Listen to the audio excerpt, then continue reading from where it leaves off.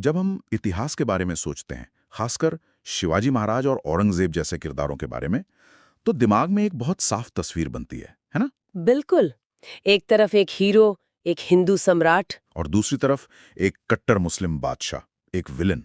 कहानी बहुत सीधी लगती है। जी। लेकिन आज हम जिस स्रोत की पड़ताल करने वाले हैं, वो इसी सीधी सादी कहानी पर एक बड़ा सवालिया निशान लगाता है। हाँ। ये एक YouTube वीडियो का विश्लेषण है जो दावा करता है कि भारत का जो इतिहास हमें स्कूलों में या फिर व्हाट्सएप पर बताया जा रहा है, वो असल कहानी का सिर्फ एक छोटा तोड़ मरोड़ कर पेश किया गया हिस्सा है। और आज हमारी कोशिश इसी छिपी हुई कहानी की परतों को खोलने की है। बिल्कुल।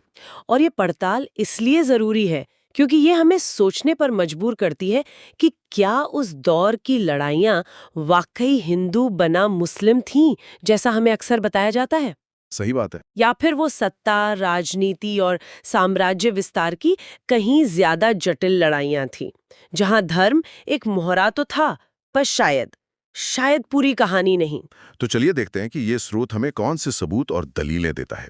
चलिए फिर शुरू करते हैं उस दावे से जो आजकल बहुत सुनने को मिलता है और जिसका जिक्र इस स्रोत में भी है। एक नैरेटिव बनाया जा रहा है कि हिंदू हजारों सालों से मुसलमानों के गुलाम और उत्पीड़ित थे। जी। यहाँ तक ये स्रोत कहता है कि रोमिला थापर और इरफान हबीब जैसे इतिहासकारों से नाराजगी की एक बड़ी वजह यही है कि वे इस हजारों साल की गुलामी वाली थ्योरी को नहीं मानते। हाँ, और यहीं पर स्रोत एक बहुत दिलचस्प विरोधाभास की तरफ इशारा करता है। क्या?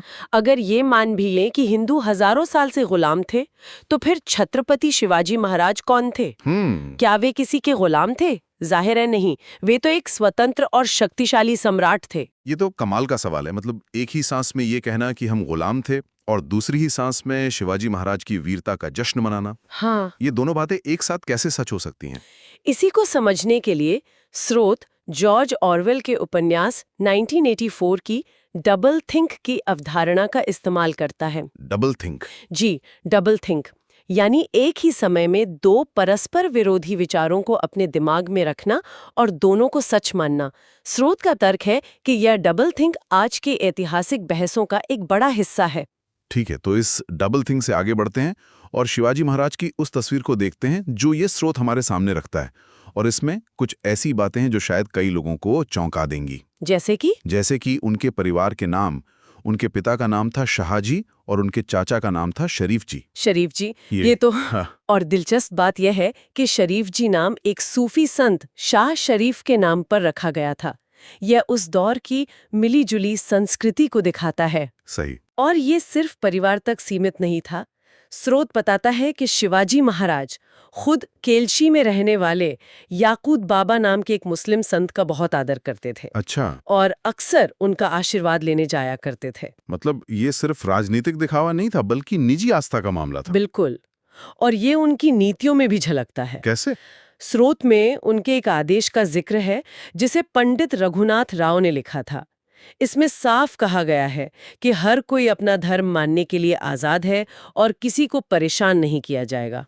यहाँ तक कि मस्जिदों और पीरों की देखरेख के लिए भी इंतजाम किए गए थे। उस समय के इतिहासकार खाफी खान जी, जो शिवाजी के आलोचक माने जाते हैं, जी, उन्होंने भी लिखा है कि शिवाजी ने अपनी सेना को सख्त आदेश दिए थे जी कि किसी भी अभियान के दौरान कुरान की प्रति मिलने पर उसे सम्मान से रखा जाए और किसी भी महिला या मस्जिद को कोई नुकसान न पहुंचाया जाए। इसी से जुड़ा एक मशहूर किस्सा भी है जिसका जिक्र स्रोत में है। हाँ, कल्याण के सूबेदार वाला। जी वही। जब उनके सैनिक कल्याण के मुस्लिम सूबेदार की बहू को बंदी बनाकर लाए तो शिवाजी ने न सिर्फ उन्हें रिहा किया बल्कि उस महिला से माफी मांगी और उन्हें पूरे सम्मान के साथ उनके घर वापस भिजवाया। और ये किस्सा और भी दिलचस्प हो जाता है जब स्रोत बताता है कि कई साल बाद वीडी सावरकर ने अपनी किताब में इस घटना के लिए शिवाजी की आलोचना की। क्या आलोचना की? हाँ, उनका तर्क था कि शिवाजी को दुश्मन की महिलाओं के साथ वैसा ही व्यवहार करना चाहिए था जैसा दुश्मन उनकी महिलाओं के साथ करते थे। अरे,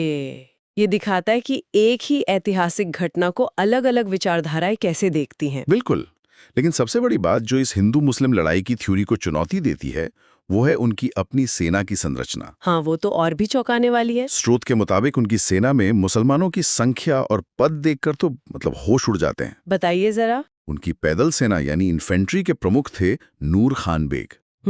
उनके तोपखाने, जो किसी भी सेना का सबसे अहम हिस्सा होता है, उसकी कमान इब्राहिम खान के पास थी। तोप खाने की कमान। जी, उनकी नौसेना, जिसे उन्होंने बड़ी मेहनत से खड़ा किया था, उसके शीर्ष कमांडरों में दौलत खान और दरिया सारंग जैसे नाम थे। मतलब नेवी के चीफ। हाँ, और यहाँ तक कि उनके खुफिया विभाग के सचिव मौलाना हैदर अली थे। वाह, ये कोई छोटे मोटे पद नहीं थे, ये वो लोग थे जिनके हाथ में शिवाजी की सेना की पूरी कमान थी। सही बात है। इससे साफ पता चलता है कि उनके लिए काबिलियत और वफादारी का पैमाना धर्म नहीं था। और स्रोत में अफजल खान वाला उदाहरण तो इस बात को और भी पुख्ता कर देता है। हाँ, वो किस्सा तो हम सबने सुना है कि कैसे शिवाजी ने अफजल खान को मारा, लेकिन उसमें नया पहलू क्या है? नया पहलू ये है कि जब अफजल खान शिवाजी से मिलने आया तो उसका मुख्य सलाहकार एक हिंदू ब्राह्मण था, कृष्णाजी भास्कर कुलकर्णी। अच्छा। और दूसरी तरफ शिवाजी महाराज को वो मशहूर वाघ नख